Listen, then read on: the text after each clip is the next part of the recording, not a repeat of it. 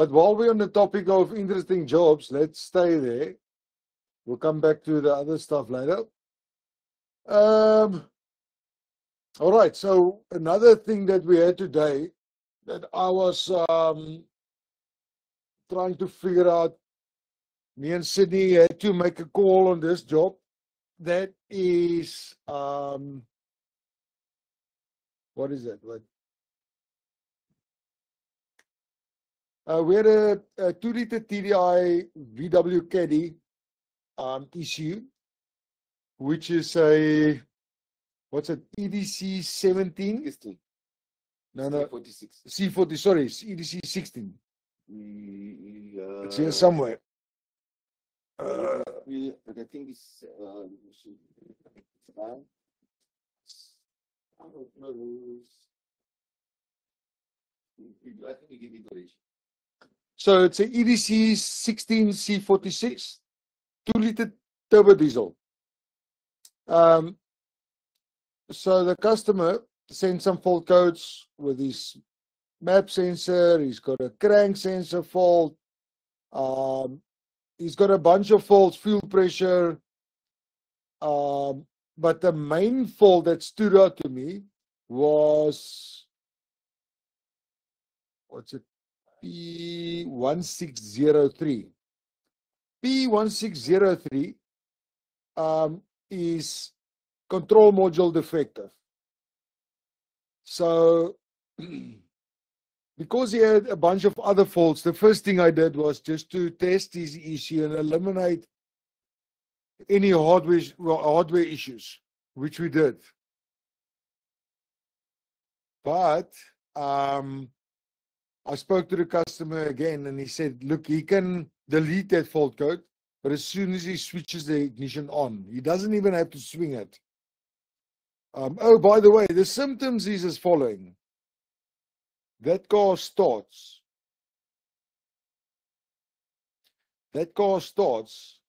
And then it will idle for a few minutes, 5 or 6 minutes. Then after that, the glow plug light will come on, which is acting as the ECU or management light. That will come on, and then the car will switch off. So what is happening there with that fault code, P1603, on this specific ECU, is every time you, oh, by the way, then he leaves the car for a while, deletes the fault code, and the car will start again. And then the same thing happens. And the reason for that is what's happening is that the ECU is doing a self-check. Every time you switch on the ignition, it will do a self-check on itself and with all the sensors. So it'll make sure it's seeing what it wants to see, not too much high voltage. There's certain sensors that it has to give the ECU a certain amount of voltage. Otherwise, it'll stop the permission from starting. And so normally then the fault code will set that sends you into the direction. Let's say, for instance, your crank sensor is faulty.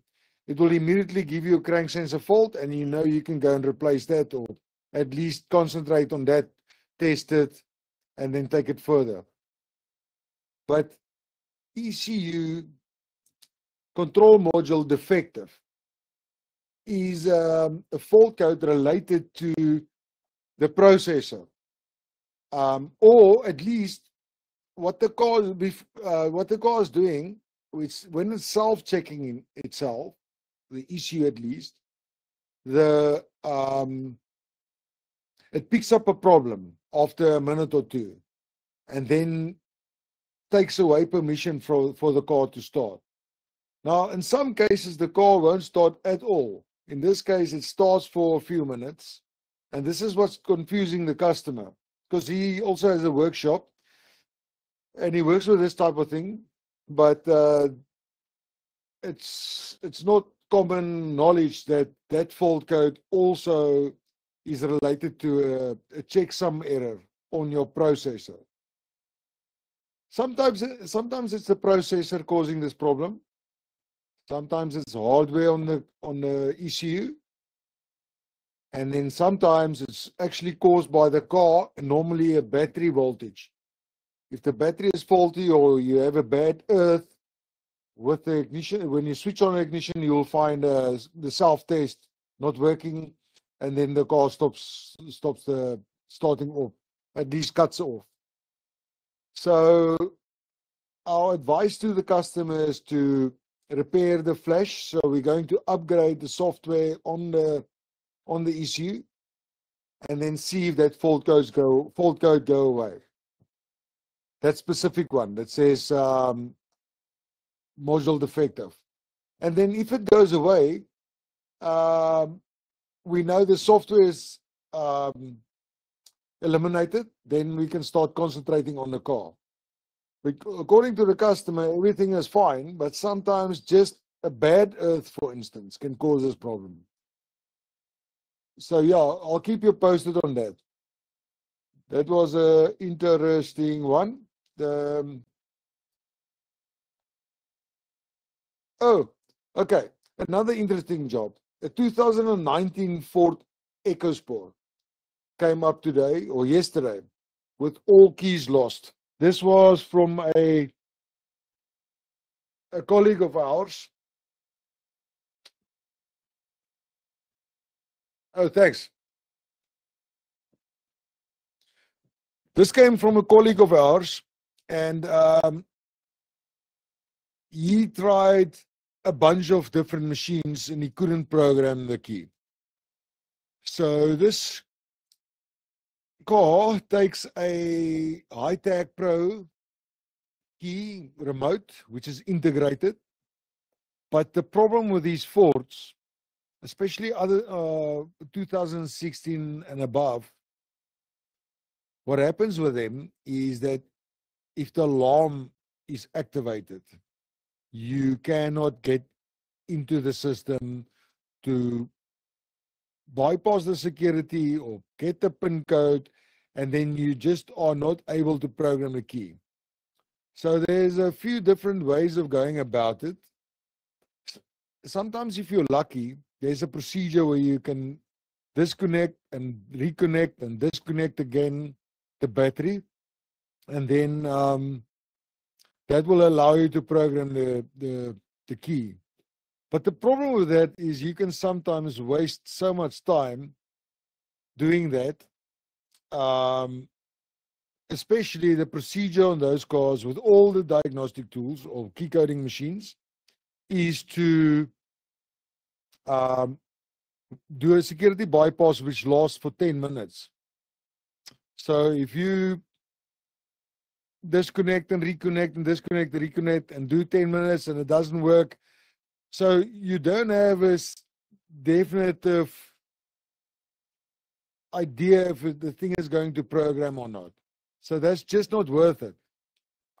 So VVDI did come up with a tool, or at least a cable, that you can connect with the tablets or to the VVDI Pro tool.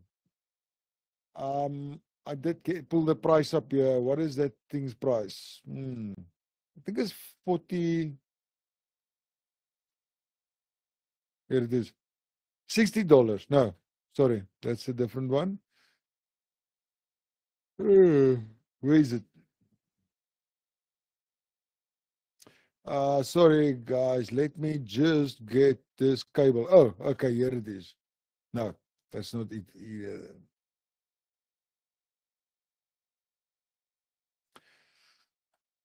It doesn't matter. It's a cable specifically for 2016 and up Ford. There's a bunch of different models that it does, but I know for the EcoSport, it's definitely a factor or a solution. And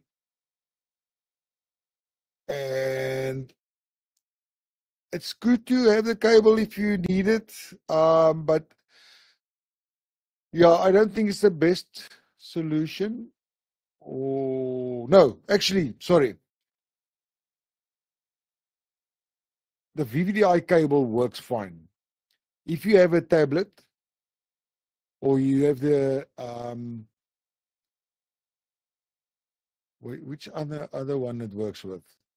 The KeySmart Pro. No, not the KeySmart. This orange machine. What is this called again? KeyMax. If you have a Keymax and you purchase that cable, you sort it. And the cable, I need to give you the number, or the port number. Just give me a second. I actually did had it up here. I think I accidentally closed it.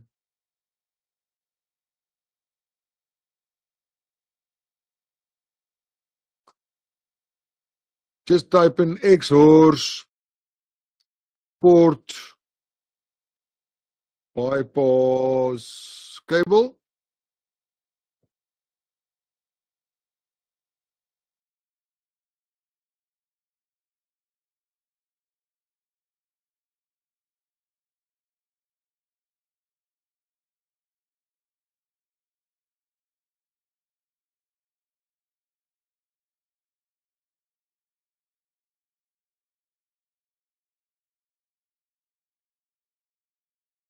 Cable connection, connect VVDI key 2 plus with Ford all-key harness, all-key lost harness.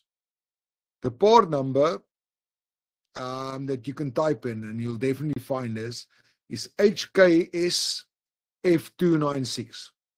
So go and search that. There's been quite a lot of them sold, and I only had one person that said they couldn't come right with that on a Keytool Max. But there's always one person, so don't worry about that too much.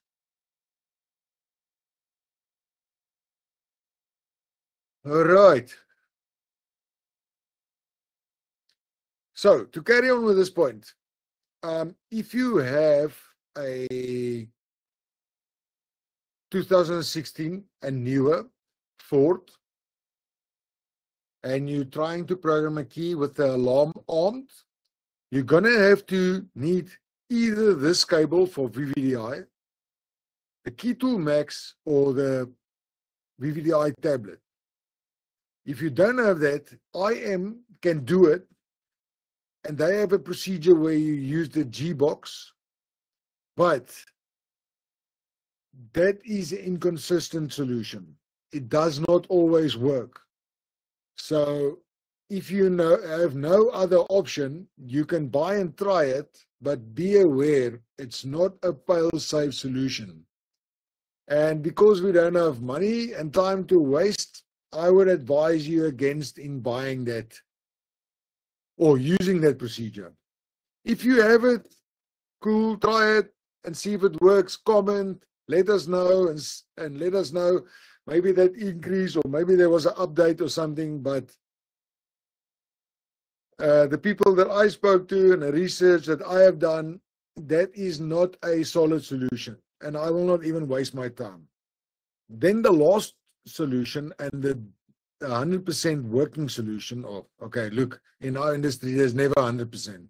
But the solution that I know that worked, we actually tested it today, and that was on a 2019 1.5 diesel Ford EcoSport with a Hi-Tag Pro integrated remote key, is the Smart Pro.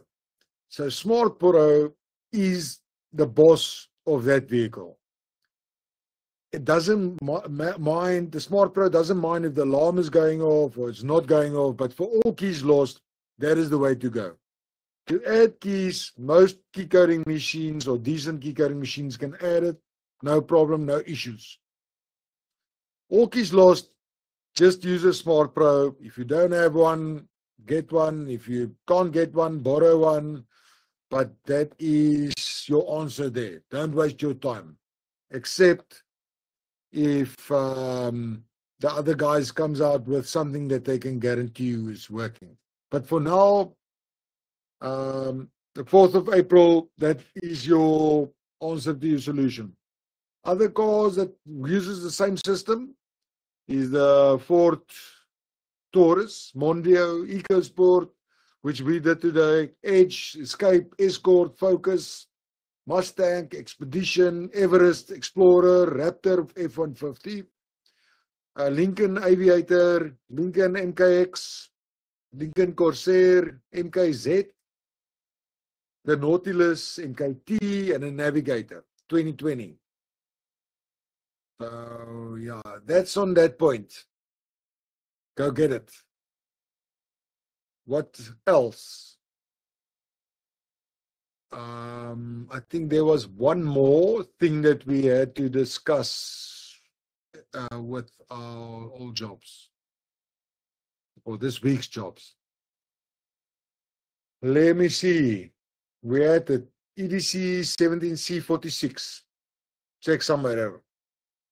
We're going to change it to new hard software and test it. What else? Okay. The last one, as far as interesting jobs this week. Airbag unit for Honda BRV. Where is that airbag unit? As Neelan took it with him. The airbag unit for the BRV. Okay. That is done. So let me get this board number.